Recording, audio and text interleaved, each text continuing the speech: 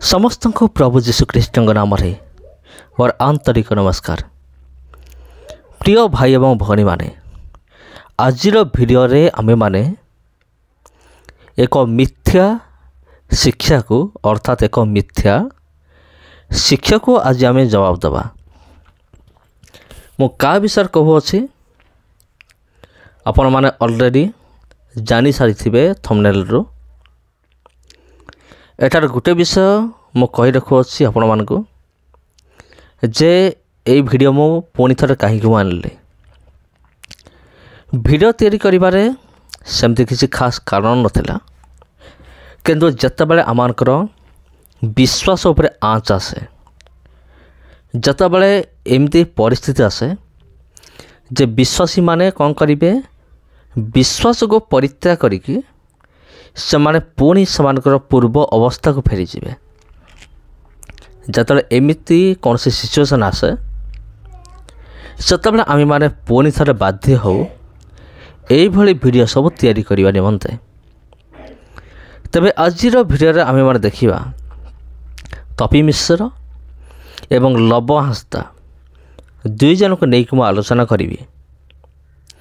କାରଣ ବିଗତ ଭିଡ଼ିଓ ମାନଙ୍କରେ ଆପଣ ଦେଖିବେ ତପୀ ମିଶ୍ର ବାଇବେଲକୁ ନ ବୁଝିକି ଆଉ ଯେତେବେଳେ ସେ बाइबल को विकृत करिकी माने परमेश्वर वाक्य को विकृत करिकी प्रचार करे सेतले अनेक नुआ नुआ ख्रीष्टीय विश्वासी भाई भणी माने से कन्फ्यूज हो जाती प्रकृत रे एई विषयटी केते दूर सत्य सत ना नहीं।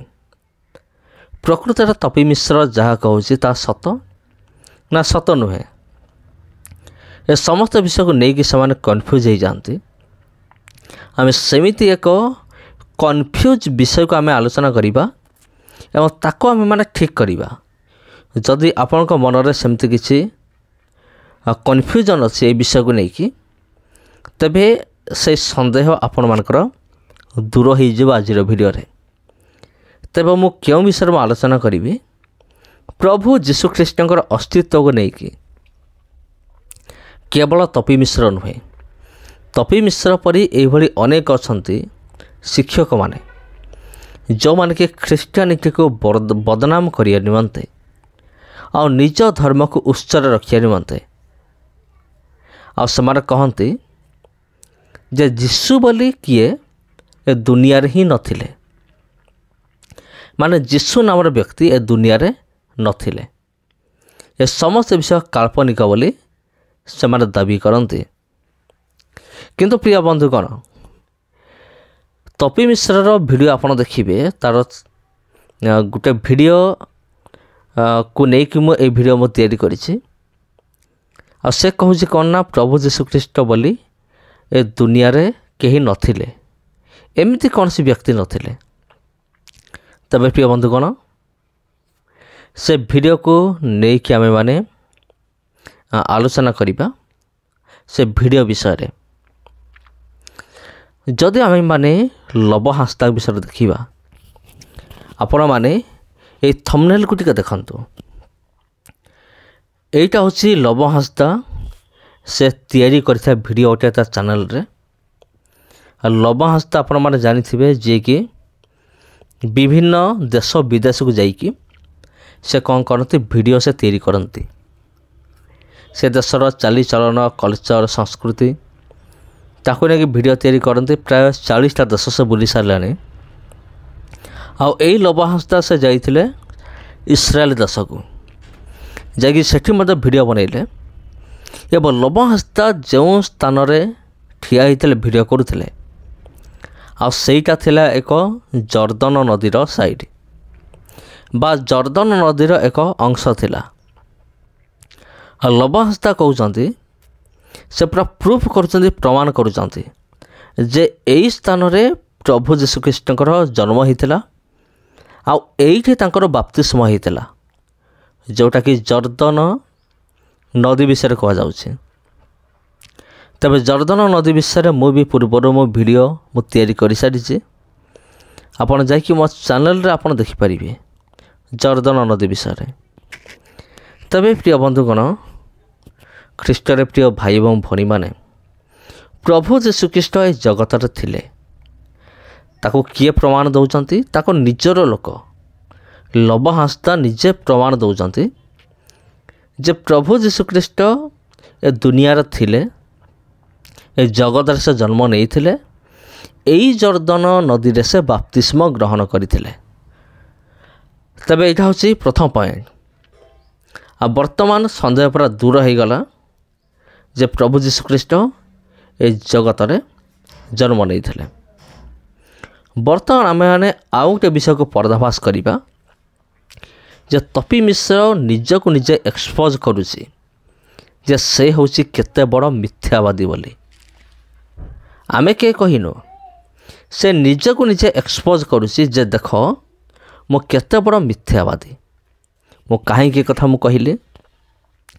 ମୁଁ ଏ କଥା କହିବାର କାରଣ ହେଉଛି କିଛି ଦିନ ପୂର୍ବରୁ ସେ ଆଉ ଗୋଟେ ଆର୍ଗୁମେଣ୍ଟ ସେ ଉଠାଇଥିଲା, ଆଉ ଗୋଟେ କଥାକୁ ସେ ଉଠାଇଥିଲା ଯେ ପ୍ରଭୁ ଯୀଶୁଖ୍ରୀଷ୍ଟ ଭାରତକୁ ଆସିଥିଲେ ଆଉ ସାଧୁ ସନ୍ତମାନଙ୍କର ପାଦ ତଳେ ବସି ସେ ଶାସ୍ତ୍ର ଶିକ୍ଷା କରୁଥିଲେ। ଏଇଭଳି ମତଦାନ କିଏ କରିଥିଲା? ତପି ମିଶ୍ର। ତପି ମିଶ୍ର ନିଜେ କହିଥିଲା ଯେ ପ୍ରଭୁ ଯୀଶୁଖ୍ରୀଷ୍ଟ ଆସିଥିଲେ। ସେ ତପି ମିଶ୍ର ପୁଣି କହୁଛି ଯେ ଯୀଶୁ ବୋଲି କେହି ନଥିଲେ। ତେବେ ଟିକେ ଦେଖନ୍ତୁ, ଏଠାରେ ଟିକେ ଦେଖନ୍ତୁ ତପି ମିଶ୍ର କେତେ ବଡ଼ ମିଥ୍ୟାବାଦୀ। ସେ ନିଜେ ପ୍ରମାଣ କରୁଛି ଯେ ମୁଁ ହେଉଛି ବହୁତ ବଡ଼ ମିଥ୍ୟାବାଦୀ। ଦେଖ ମୁଁ ମିଥ୍ୟା କହୁଛି ଆଉ ମିଛ କହିବାରେ ମୁଁ ହେଉଛି ଧୁରନ୍ଧର। ସେ ନିଜକୁ ନିଜେ ପ୍ରମାଣିତ କରୁଛି। ଆଉ ସେ ଯେଉଁ ଭିଡ଼ିଓ ତିଆରି କଲା ତା'ର ପ୍ରତିବାଦ ଆମେ ମଧ୍ୟ ଦେଇଥିଲୁ ଆଉ ଆମେ ମଧ୍ୟ ପ୍ରତିବାଦ କରିଥିଲୁ। ଆମେ ମଧ୍ୟ କାଉଣ୍ଟର ଭିଡ଼ିଓ ଗୁଡ଼ିକ ବନେଇଥିଲୁ। ସେ କାଉଣ୍ଟର ଭିଡ଼ିଓକୁ ସାମ୍ନା କରିବା ତ ଛାଡ଼ ଦୂରର କଥା, ଆଉ ସେ ଭିଡ଼ିଓ ଗୁଡ଼ିକୁ ଦେଖିଲା ପରେ ଆଉ ନିଜର ମାନ ସମ୍ମାନକୁ ବଞ୍ଚାଇବା ନିମନ୍ତେ ଆଉ ସେ ତା ମନରେ ଏମିତି ଗୋଟେ ଚିନ୍ତାଧାରା ଆସିଥିଲା ଯେ ଦେଖ ମୁଁ ତ ପୁରା ଏକ୍ସପୋଜ ହୋଇଗଲି। ମୁଁ ବାଇବେଲ ବିରୁଦ୍ଧରେ କହୁଥିଲି, କିନ୍ତୁ ଦେଖ ଏମାନେ ମୋତେ ଏକ୍ସପୋଜ କରିଦେଲେ ବାଇବେଲକୁ ନେଇକି। ସେଥିପାଇଁ ସେ ରାଗିକି କ'ଣ କରିଥିଲା? ଧମକ ମଧ୍ୟ ଦେଇଥିଲା ଆମ ପ୍ରତ୍ୟେକଙ୍କୁ। କିନ୍ତୁ ଆମମାନଙ୍କ ମଧ୍ୟରେ ଆମେ କେତେଜଣ ଭୟ ନ କରିକି, ତା ଧମକକୁ ନ ଡରିକି ଆମେମାନେ ପୁଣି କାଉଣ୍ଟର ଭିଡ଼ିଓ ଆମେ ତିଆରି କଲୁ।